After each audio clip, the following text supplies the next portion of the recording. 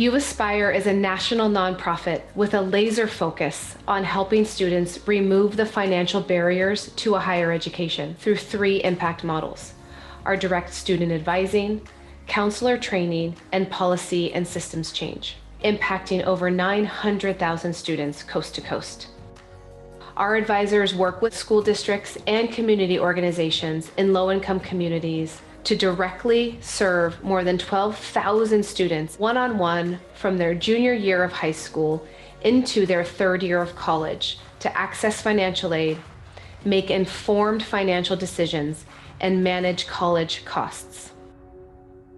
Even before COVID-19, much of our student advising took place over text messaging. This scalable evidence-based model makes a difference.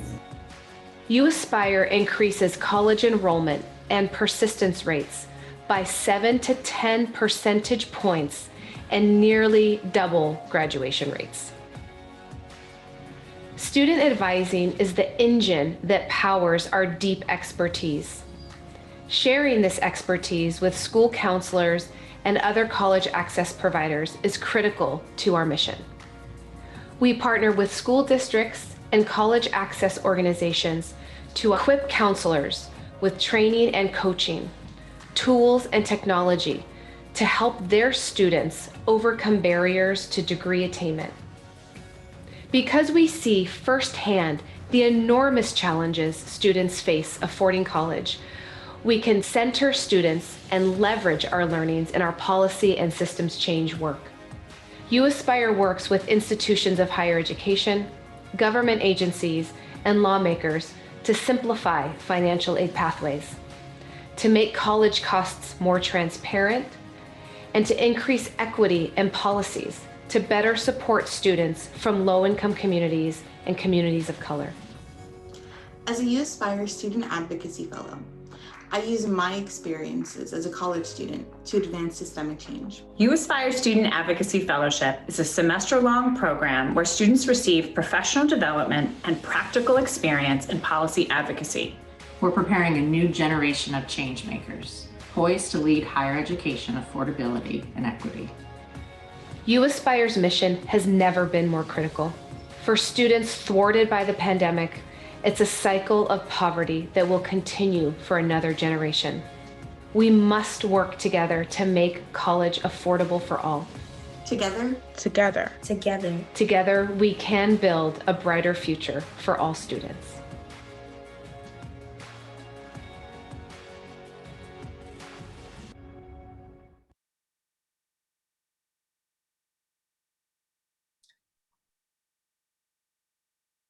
Welcome. My name is Jacqueline Pinheiro, and it is a true privilege to be here with you today as uAspire's CEO. Today, we have the honor to celebrate 2 remarkable first-generation college graduates, Simone Hill and Gabe Santos. Their stories demonstrate the transformative power of a higher education and underscore the need for a college degree to be affordable for all. I'd like to start our event by thanking our sponsors. First, to the State Street Corporation. Thank you for your financial support and for being one of uAspire's most trusted and long-standing partners. And to the Edwin Gold Foundation Accelerator, Deloitte, US Bank, Eastern Bank, and the Nam McGill Family Fund. Thank you for your investment into building a growing community of First Ones. uAspire's First One event is our signature fundraising celebration. The QR code on your screen is not the menu to your local favorite restaurant, but it is the way that during the event, you can provide financial support to uAspire and the work we do to break down the barriers to an affordable college degree. As the leading national nonprofit addressing the college affordability crisis, uAspire has worked for 3 decades to gain unparalleled expertise and knowledge towards solving the challenges that young people face when trying to afford their dream of a college degree. Students are at the center of all we do, and we are going to continue to make a robust impact across the Bay and California. And you are all a big part of making that happen. Thank you for joining us today. And now I have the privilege to introduce our first honoree, Simone Hill.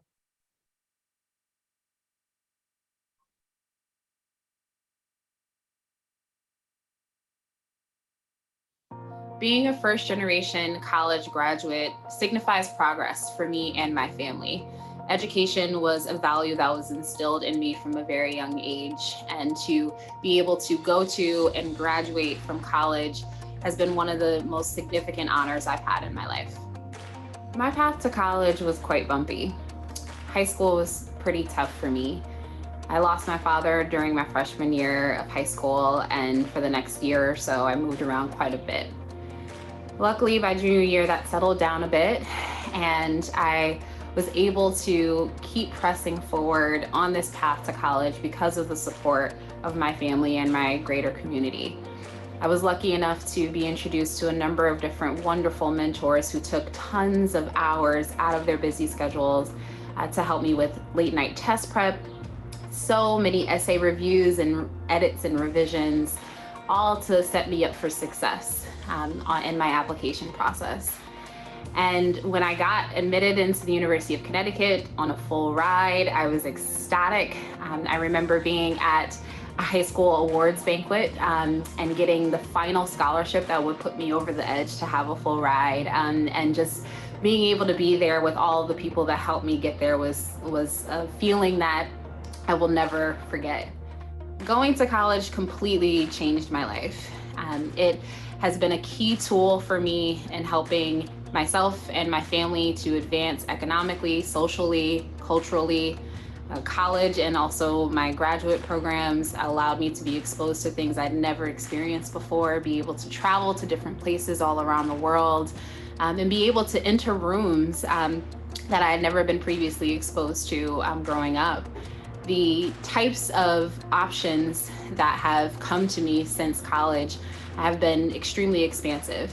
And one of the best things about it is now reaching back and working with organizations like uAspire, as well as just within my own family, I've been able to take my experience as a college student and as a college graduate to be able to help prepare the next generation for what's to come. Oh, I love my career. I am so excited. I never thought in a million years that I'd be an entrepreneur, someone that was leading and running their own business. But I am so excited to be running a DEI design consulting firm that's really helping organizations to create cultures and policies and processes that are really liberating for everyone involved. My name is Simone Hill, and I am the founder and CEO of the Melanated Futures Group, and I am a first one.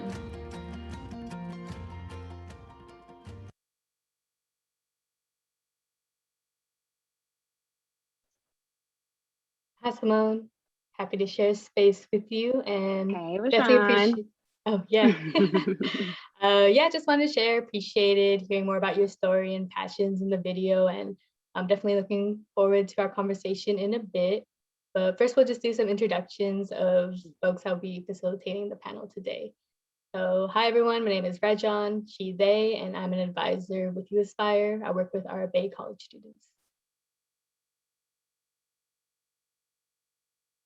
Sorry, I was muted there. Hello, everyone. I'm Heather Diane Adams. I work with our New York Succeed team, and I'm geographically located in the Bay Area.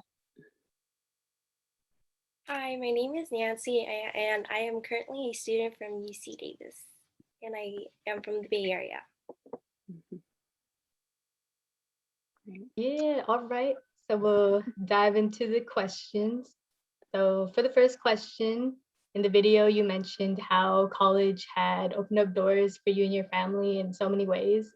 So just wanted to hear more, like what are 1 to 2 ways that your degree continues to benefit you and your family? Sure, and thank y'all so much for holding the space with me. I have to say, Jermaine and Jacqueline, I'm gonna get you for having me watch myself watch that video. So I'm gonna get you for that. But So yeah, I mean, as I mentioned in the video, education was really a value that was instilled in me from a very, very young age. My education has exposed me to a number of different backgrounds and cultures, places, perspectives, and they all have been things that have helped me to do my job and in my career function much better. It's really instilled in me a deeper sense of empathy and understanding that I then use to guide companies towards creating more equitable cultures. Financially, my education really has allowed me to take care of my family, expose them to different things in the world, and really has to help me to start building generational wealth. My fiance and I just bought our first house recently, a milestone that really from my background should be impossible statistically, but because of my education and my wonderful village, I've really been able to gain access to jobs and other opportunities that have helped me to become more financially independent and be free to make these big changes in my life. You mentioned how family, community, and mentors motivated and supported you throughout high school. What advice do you have for students looking for mentors to and through college? Yeah, mentors are absolutely everything, an invaluable resource. I mean, the great news is that you can find them in a lot of different places. You can and should be thinking about them as a part of the community that you're looking to build on campus, right?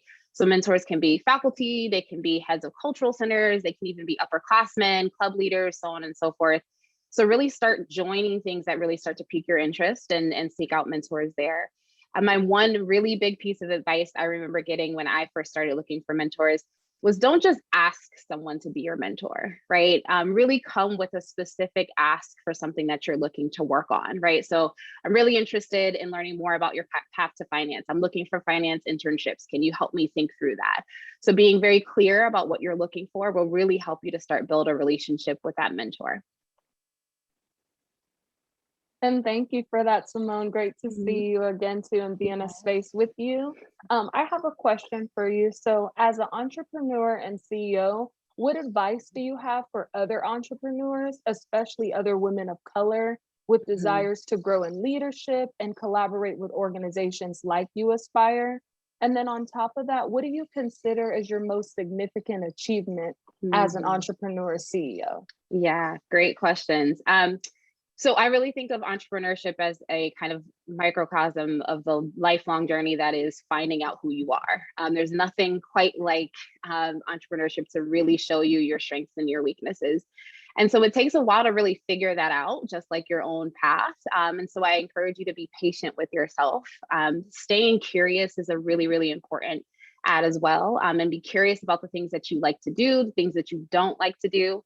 My company, Melanated Futures Group, really came from my deep desire to make long-term structural and cultural change in new and different ways for organizations. So as you start out, and especially as you start to scale your business, definitely start to think about what are your weaknesses, what are your strengths, and hire people that are smarter than you, people that like to do the things that you don't like to do or maybe aren't a part of your strengths and your skill set. We already talked about mentors, but I'll definitely put a plug there again. Finding mentors that are a few steps or a few years ahead of you in the entrepreneurship journey is a really, really important piece for you as well. In terms of my most significant achievement, honestly, it's been making the leap to do it. It was and still is one of the scariest things I've ever done. I did not come from a place in which I had a financial safety net. So leaving a very cushy and stable job in the middle of a pandemic to build a company full time after only really working on this as an idea for about 8 months is a risk, right? But what excites me and what is keeping me going and what I think of as a big achievement for me is the progress that I'm seeing already with my clients, how they're changing their mindset, how they're starting to understand more about what diversity, equity, and inclusion really should look like in practice. And I'm just looking forward to continuing to see that growth. Thanks.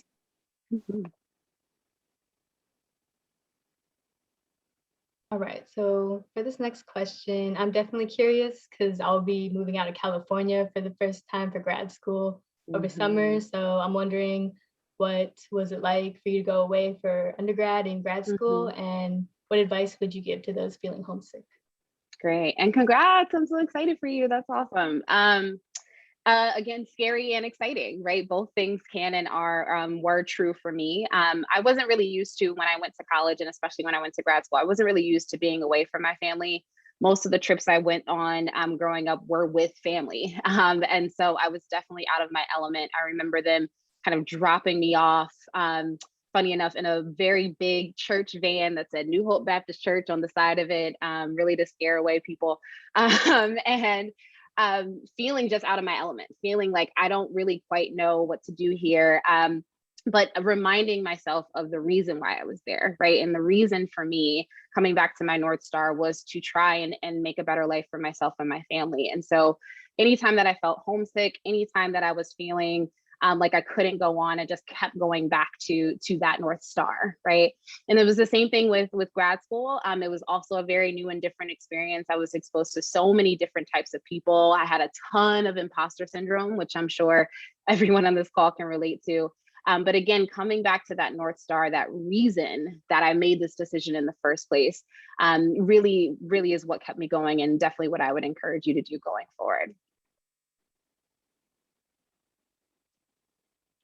So what would you say to fellow first-gen students who are struggling with hardships, college costs, and the costs of living in the Bay Area?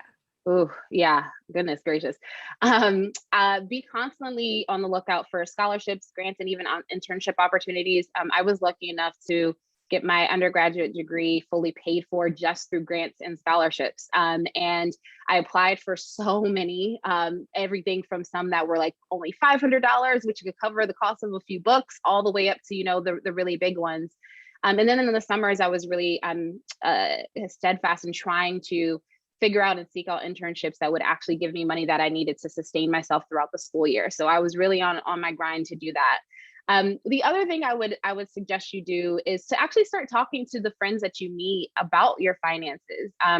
This is not something I did, but I think it's becoming more of a trend generally. And you'd be amazed at the kind of money you can save when you start talking to your friends about expenses. So think about like sharing subscription services. I now am a homeowner and still share a subscription. I pay for Netflix and my friend pays for Hulu, right? And we share each other's accounts, right? And so think about ways in which you can start sharing costs with some of the friends that you meet, right? Subscription services, grocery bills, so on and so forth, to be able to make it seem a little bit more affordable for you. Thank you for that too. That's a great plug about the subscription services. Yes, I girl. think we all do that. Yes. So not to get too heavy for you, but I have a maybe more personal question, and it's something I can relate to as well. In your video, you bravely shared about losing your father while you were in high school, and who or what was crucial for you as you navigated that time? And then again, what advice do you have for others who are experiencing significant loss and huge transitions, especially during these times? Yeah, it's a great point. And I'm sure that between the pandemic, all of the pandemics really that we've been experiencing over the past year, this is becoming more and more of people's testimony. So that for sure was the most difficult time of my life. And I would not have gotten through it without my village of family and friends. So my mom, my aunt, my cousins, my pastor, my mentors, my village really just surrounded me with love and support. They kept me sane. They kept me on track with school. I remember my aunt saying to me, you're going to meet with these two people, this husband and wife. They're going to be your mentors and get you into college. And I was like, okay, sure. And so I'm so grateful to her for that. And they all gave me a lot of grace during what I would consider to be an amplified version of teenage angst. So that love and support, for that, I will forever be grateful for them, to them for that. And in terms of advice, for anyone that finds themselves going through something that traumatic, I encourage you to kind of really listen to yourself, listen to what your body's telling you to do, eat when you need to, rest when you need to, meditate, pray, do whatever it is that you need to do to like start feeling like yourself again, because it'll take some time. My one regret during that time was not going to therapy. I am in it now, and it's my therapist is my best friend. But I encourage anyone that's going through this to really explore professional mental health resources to help guide you through. and help you understand all of the different types of feelings that you might feel. And finally, remember that, while that person may no longer be here, may be gone from this physical plane, their spirit is always with you. And I know it can be painful. That pain never quite goes away, but it definitely will get better. Thanks so much. Yes, thank you, Simone. I feel you started to touch up on this when you talked about therapy, but for our last question, how do you balance sustaining yourself and doing community work? Yes, it's an interesting mix of therapy and spreadsheets. No, I'm like joking, but only half joking. I'm very type A, and my whole life is organized on an Excel spreadsheet. So, but what's helped me to sustain myself, especially again during this past year, has continued to be my village. My fiance has been my absolute rock over the past few years. And I honestly get a lot of energy from helping communities that are similar to mine from back home. So community work is actually a form of sustenance for me. So I just remind myself that community service is my way of paying it forward for all of the people who spent late nights up with me, talking me through things and helping me, sacrificing their time, that really make up my village, that have helped me along the way. So that keeps me going in this work.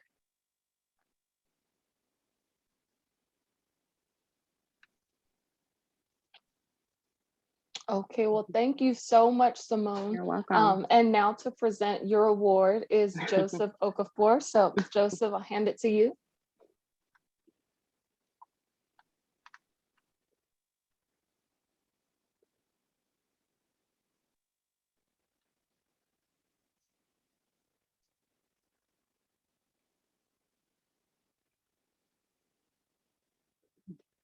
Good afternoon, everyone. My name is Joseph Okafor. Today, I'm very privileged and honored to acknowledge the achievements of our brilliant first one trailblazer, Simone Hill.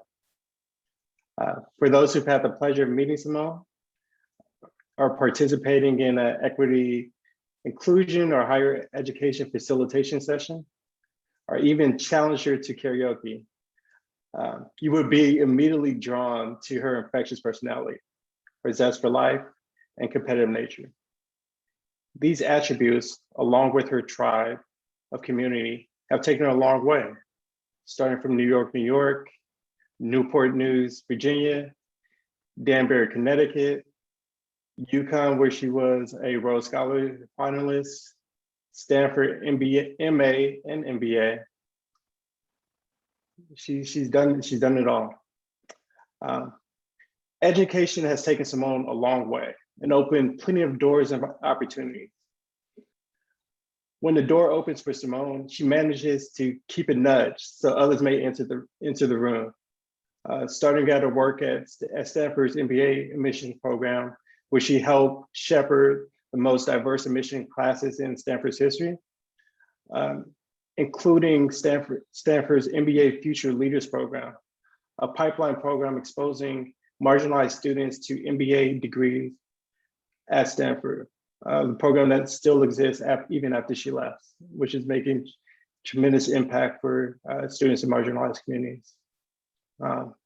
Then she shepherded that experience and moved to Omidyar Network, where she helped to transform the culture, initiated grant-making related policies to pluralism, and just having a huge impact in terms of how funds are being distributed to other communities.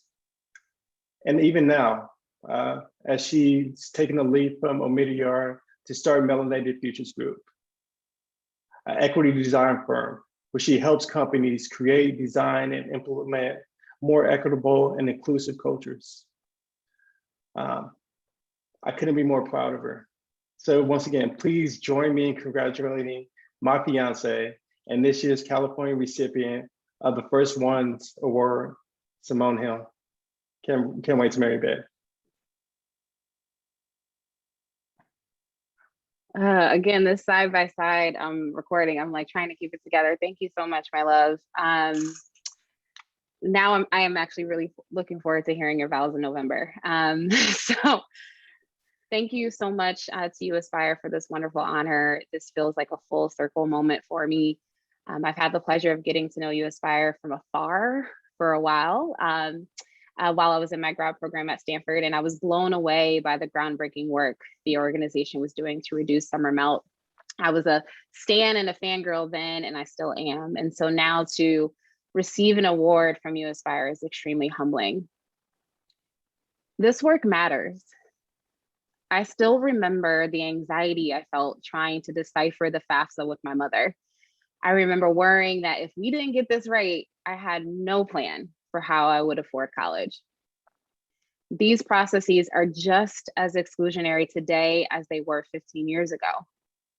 Attaining a college degree is still the best tool for economic mobility in this country. But a recent study showed that nearly 55% of students struggled to find the money to pay for college. And 51% of students who dropped out did so because of financial issues. 51%, more than half.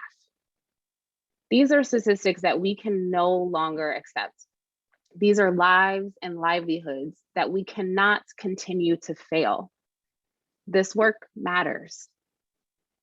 uAspire is a pioneer in the college affordability space. Since joining the board a few years ago, I've watched as the organization has expanded into higher education policy and system change while continuing to advise students through the hairy financial aid processes and beyond. I see myself so much in these students. Affordability should not be what keeps them from achieving their dreams.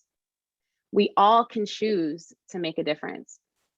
I choose to serve and support this organization to help remove barriers and create equitable opportunities for students. I encourage you, I implore you to consider doing the same. Thank you again, uAspire, for this incredible honor.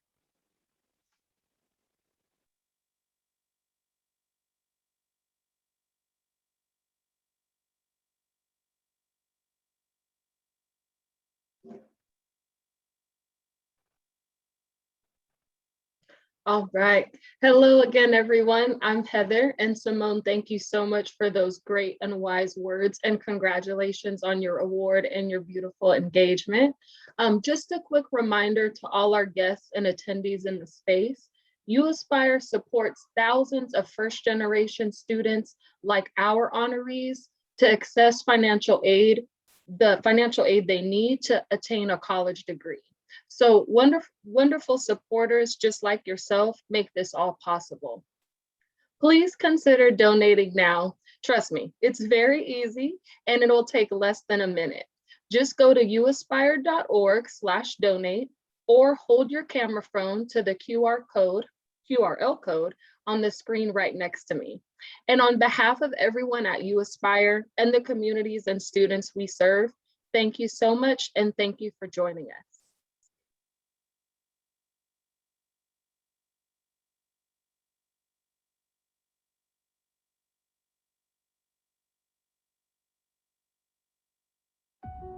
Being a first-generation college graduate brings me great pride and gratitude.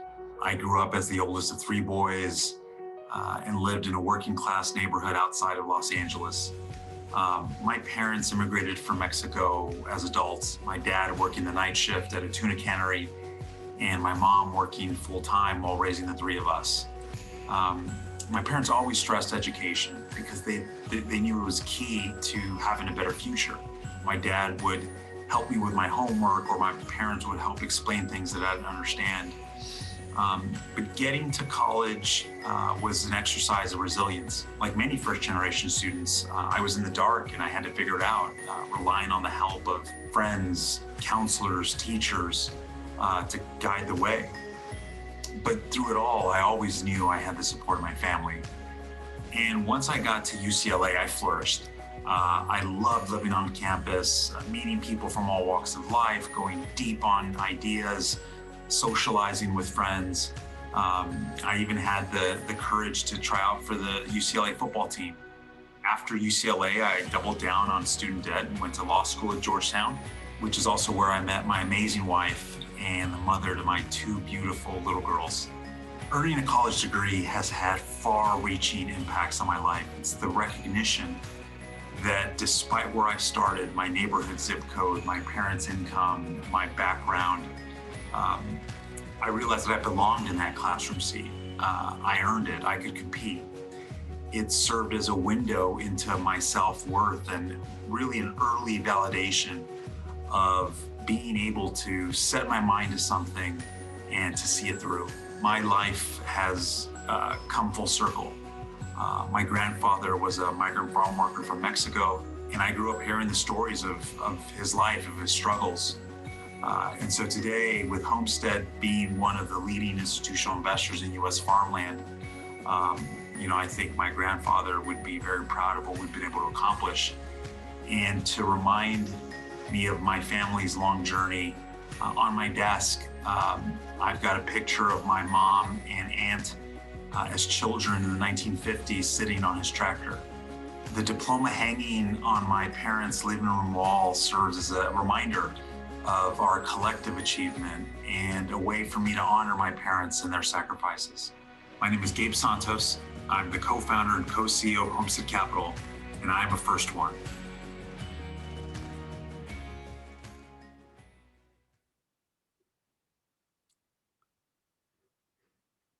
Hi, Gabe. Oh, thank you. What an amazing video.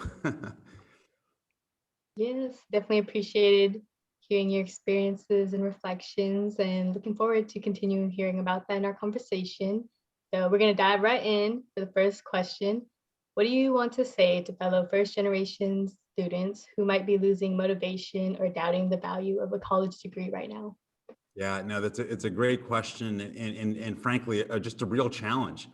I think it's hard for many, not just first ones, to sort of see the value of a college degree, particularly in today's environment. I mean, college is so expensive.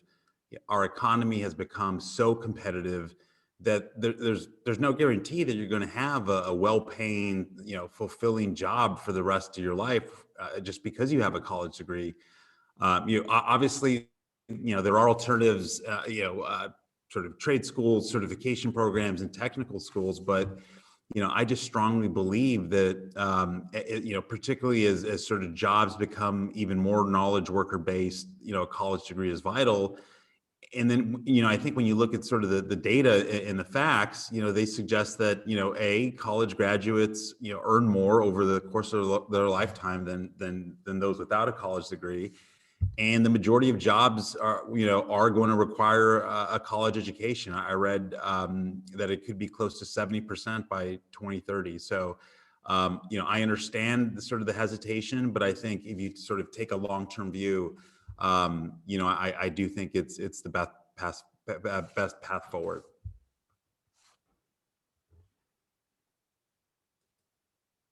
You mentioned how you adjusted your student debt and pursued further education after graduating from UCLA. What advice do you have for students that have anxiety over college debt? No, that's a good question. And to be honest, I mean, student debt and the cost per student of attending college are just very real problems. I won't get into sort of the politics of higher education, but I firmly believe that there needs to be a public policy solution to this challenge. On a personal level, I was fortunate. I was able to pay off my undergrad and law school debt, because I chose jobs in the private sector that were highly competitive, challenging, and demanding, and therefore, paid more. But I did worry a lot about the amount of debt I took on.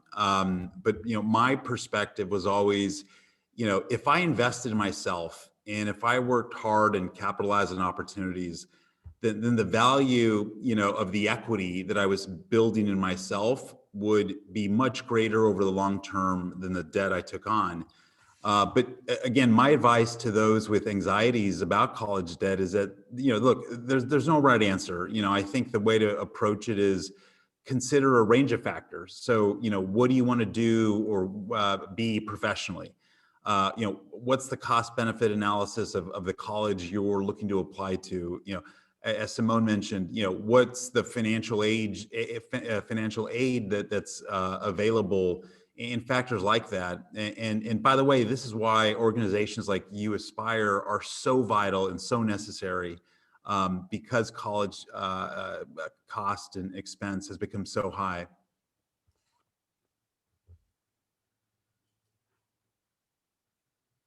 Thank you so much for that, Gabe. And also, I just want to say you are such a rock star. You have such a wonderful journey and so much success that you've had and hard work and time, I'm sure, put in. What is your reason for the work that you do? It's a great question, and I love what I do, and I don't even think about it as work. But I think there's several reasons for doing the work that I do. First, I'm motivated by the challenge of build business in an industry within asset management that is still new and it's evolving. I'm inspired, frankly, to work alongside my many colleagues who are smart, thoughtful, and caring. I'm fascinated intellectually by just the rapid change in the forces impacting how we produce food, changing consumer preferences. How do we continue to produce food in the future, given climate change and a lot of other challenges that we're going to face. And then finally, I'm humbled by the trust and faith of our investors have placed in us to invest on their behalf and be stewards of their capital. So it's all of those factors that really make me sort of jump out of bed in the morning and be excited about the next challenge and the next opportunity going forward. Thank you. All right, so for our next question, how do you balance having a successful career, family, and supporting your community? Yeah, no, look, that's the $1 million question. Look, in balancing work, family, and community is crucial. I wouldn't feel complete or happy if I succeeded at one at the expense of the other. But I think how to approach balancing is really unique to everyone. I mean, we all have different job and family obligations. But, speaking for myself, my approach has been to think about it less as a way to find balance. My framework is really to think about it in terms of, what does it mean for me to be a great father, a great husband, a great son, brother, colleague, and community leader. And I just try to be as intentional as possible and just really work deliberately to achieve that. And by doing that, I think it's less about finding balance, but more about achieving harmony between all of that.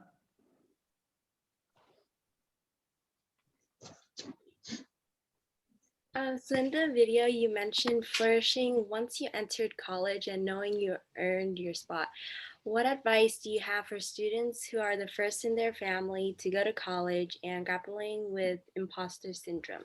No, it's a great question. And Simone sort of mentioned, fill in some of that, earlier. And honestly, it's a very emotionally honest question. Look, I think the reality is that imposter syndrome or self-doubt, maybe more broadly, is completely natural and actually more prevalent than we all know. And it's not just among first gens, but even wealthy graduates of elite universities. So from my perspective, the question isn't what happens if you have self-doubt. I think the real question is what do you do with that self-doubt? How do you channel it? The positive channels, can include, working harder, being prepared, improving upon your weaknesses. On the other hand, the negative channels are when you sabotage yourself by not trying, by never starting or just quitting, prematurely.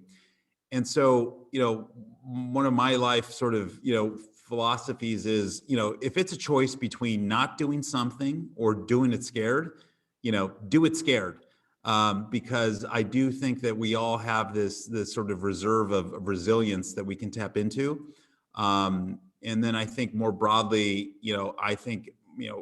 the sort of approach I take with things is or the way I would hope sort of, I think the way I would think most people would sort of describe me is, I think the right balance is having sort of an attitude of kind of confident humility. And so that's what I try to do and be every day. That's a great point you made, Gabe. I think the Zoom culture has taught us all a lot about that confident humility on screen and off screen. My next question for you surrounds something I heard is a maybe pastime hobby of yours, networking. So it definitely seems like you have a very robust network around you. How did you build your personal and professional network? And then why is networking so important? And also, if you don't mind touching on this, what role does a mentor or a sponsor play in your specific networks? Yeah, no, that's a great question. And networking is absolutely important. It can also have for some, just negative associations, right? Like I think I tend to be, I've got a number of friends and family that would sort of dispute this, but like I definitely fall along the more introverted, side of sort of the spectrum of introverts and extroverts. And I think for a lot of people, networking can be viewed as unnatural, or very transactional and sort of insincere. But I have a network that I'm really proud of, but I think it's because of my approach to networking. It's been more to think about it as sort of relationship building as opposed to networking. And it's not just sort of semantics, right? I've always felt that if I invest the time to build, a relationship and focus on, what I can give, that I, in the short, medium, or long term will receive far, far more in return. And to the point about sort of mentors. I mean, mentors and Simone, I think, did a great job answering the question. Are absolutely vital. I think success leaves clues, and so to the extent that you're able to seek out and be proactive in going out and developing relationships with those that you admire, those that you think are doing things or share values and have accomplishments that sort of you would like to see in yourself. And it's not just mentors in terms of work, right? It's mentors in terms of finding out those who just from an outward perspective, have been wonderful fathers, wonderful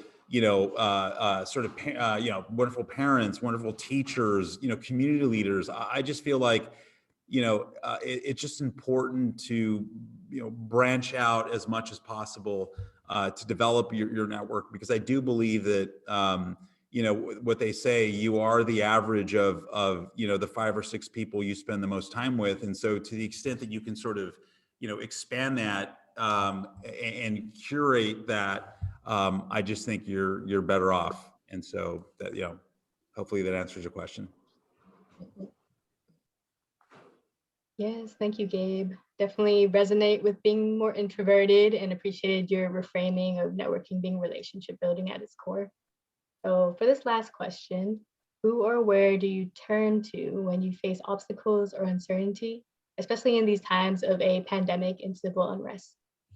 Yeah, no, it's such a great question. I guess I'll start with sort of one of my core beliefs, which is that everyone will face adversity or uncertainty, in their lives. In the pandemic is a great sort of recent example. I just believe it's just how life works. And I think first ones, get this sort of intuitively. Our lives, haven't been these fairy tales where all you need to do is follow the yellow brick road and you'll sort of, you'll find the wizard and everything will be great. For me, the way that, I sort of deal with adversity has always been about really being clear and figuring out your why, right? I think Simone mentioned it, framed it as in terms of what your North Star is. So that when you're feeling unmotivated, when you're feeling down, when you have doubts, when you want to quit, which again are all natural, emotions that we all sort of face, you got to be able to sort of detach a little bit and ask yourself, what's your why? What's your bigger purpose? Who are you doing this for? Who's counting on you? Who's sacrificed for you? And for me, that sort of has always been, my reserve of sort of resilience that I've tapped into when I needed it to help me overcome, failure and sort of adversity. Well, Gabe, thank you so much for such great conversation. I think you provided us all some strong points, not only for us as individuals to really reflect on, but organizations moving forward. And congratulations on Homestead. It's doing such great work. It seems like a dream come true for your family, for your goals and dreams, and your family for generations. So now to present you, Gabe, with your award is Daniel Little. So to you, Daniel.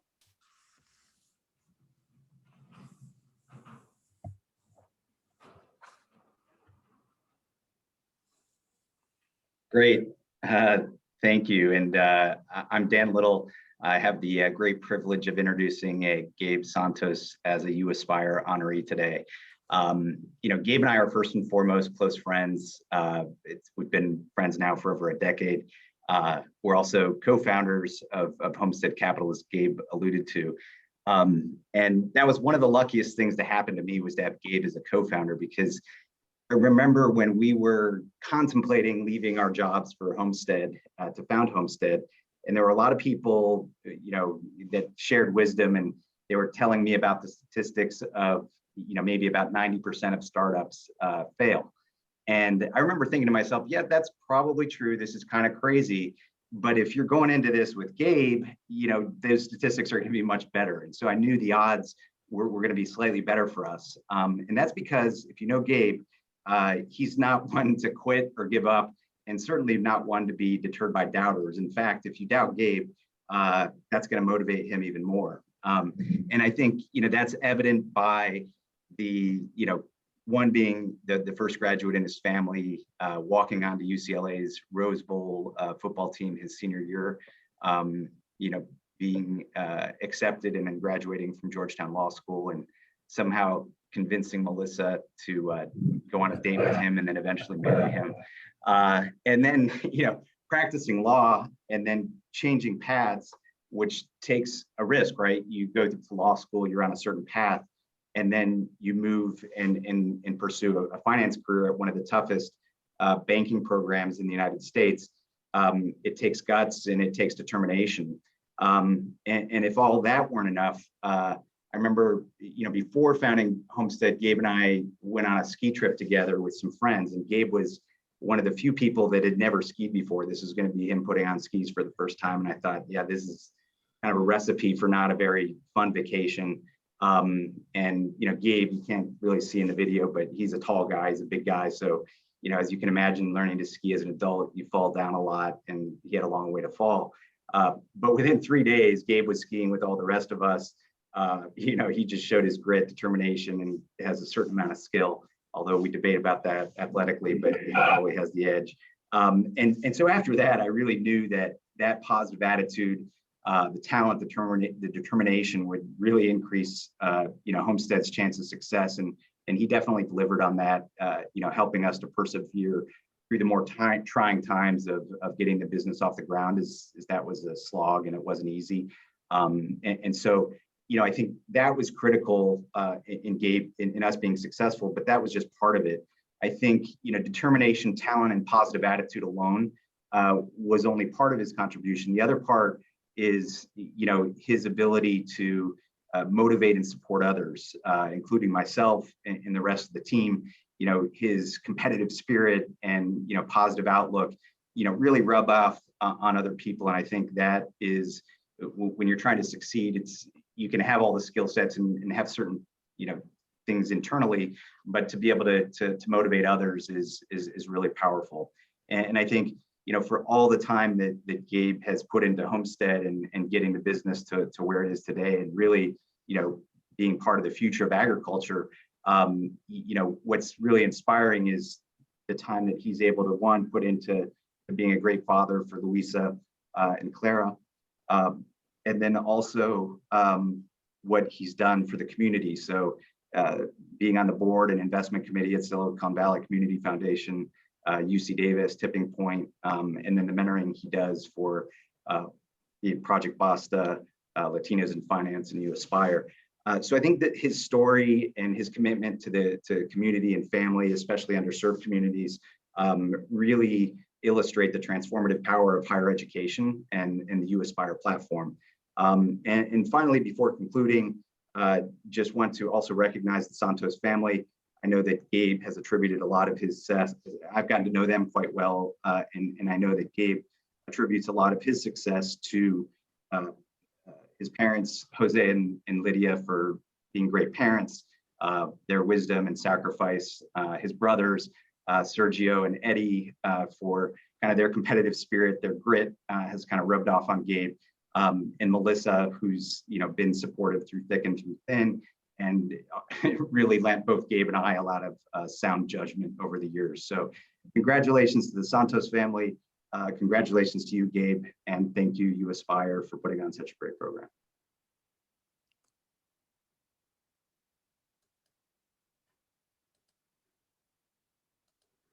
Well, thank you, Dan. I deeply, appreciate, those kind and generous words. Look, I too, I'm very grateful for our relationship. You've been a phenomenal business partner and friend and confidant. I'm equally inspired, by you, and look forward to our future together, building great things at Homestead. So thank you again for those amazing words. Also want to congratulate Simone. You have a beautiful story, and you should be very proud of what you've accomplished. I'd also like to thank uAspire, not for honoring me today, but really for the hard work and the effort you put in every day to serve this incredibly important mission. You're fighting the good fight, and please know that you'll have an ally in me, for life. I also want to thank my parents, Jose and Lydia, and my brothers, Sergio and Eddie, who I know are watching this. Thank you guys for always believing in me and supporting me. I love you very much. As I've said before, I never grew up trying to prove people wrong. I grew up trying to prove my family right, because of, the strong belief and faith they had in me. I also want to thank my amazing wife, Melissa. You've been my anchor. Thank you for all you do for our family. And I'm so grateful and so happy and so excited for the life that we've built together. And lastly, my final message is to the first ones, or the aspiring first ones that may be listening. As a first one, chances are that life has not been easy. Nothing has been given to you. You've had to earn everything that you have. My advice is to use that as a source of pride instead of self-pity. History is made by the first timers. And then finally, I think, chances are that you will also become the first one, in your families to achieve many other accomplishments over the course of your lifetime. Through that success, though, don't ever forget, where you came from or who you are, because there is so much power in that. So again, I want to thank uAspire for this amazing honor, and I really appreciate it. Thank you for all the friends and family that joined. And so, thank you.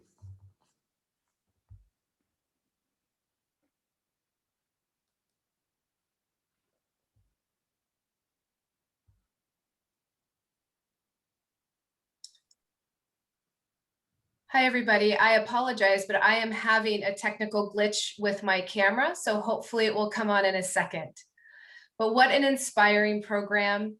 And congratulations again, Simone and Gabe, and welcome to the uAspire First Ones Club. As a fellow First One, each of your stories resonated very deeply, as I listened and reflected on what it really means to be a first one, and to use a phrase that Gabe said, using that reserve of resilience to achieve our dreams.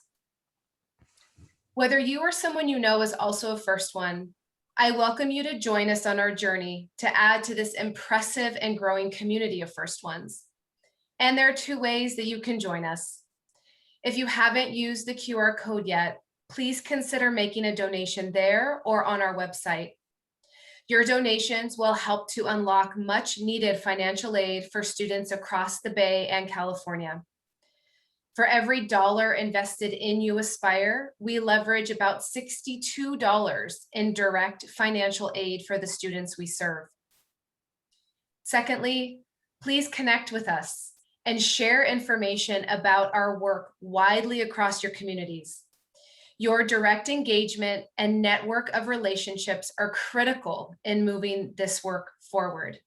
So please reach out to learn more about our work.